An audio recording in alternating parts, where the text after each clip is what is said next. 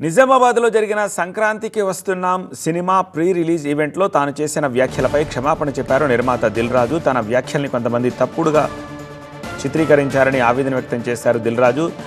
ఆ ఈవెంట్లో తాను తెలంగాణ సంస్కృతిలో ఉండే దావత్ గురించి మాట్లాడాను తప్ప తెలంగాణ వాళ్లను అవమానించానని, హేళన చేశానని సోషల్ మీడియాలో ప్రచారం జరిగింది అన్నారు. దిల్ రాజు తెలంగాణ వాసిగా తాను ఏ విధంగా తన రాష్ట్రాన్ని హేళన చేస్తానని ప్రశ్నించారు. ఈవెంట్లో నేను మన కల్చర్లో ఉండే మన దావత్ గురించి, మటను, తెలగల గురించి సంబోధించాను.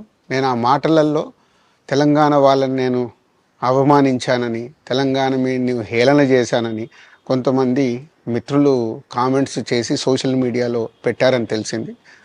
నా ఉద్దేశం అదే స్పీచ్లో లాస్ట్లో చెప్పడం జరిగింది.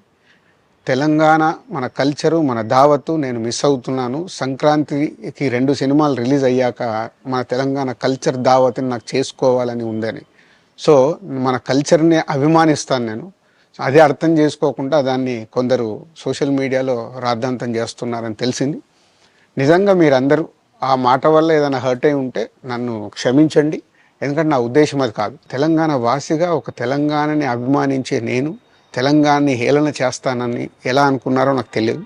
పోతే దాంట్లో ఏదైనా మీ కమ్యూనికేషన్లో తప్పుగా అర్థమైంటే నన్ను క్షమించండి. అసలు ఆ మూవీ ఫంక్షన్లో ఆ రోజు దిల్ రాజు ఏమన్నారో కూడా ఒకసారి చూద్దాం. మా వాళ్ళకి సినిమా కంటే మన దగ్గర సినిమాలు ఇవన్నీ తక్కువ కాబట్టి మీ దగ్గరికి వెళ్ళి రియాక్షన్ అదే తక్కువ వస్తుందని మా డైరెక్టర్ చెప్పా. ఆంధ్రాలో వెళ్తే సినిమాకు ఒక వైబ్ ఇస్తారు, మన దగ్గర అయితే తెల్లగల్లికి మటన్కి వైబ్ ఇస్తాం.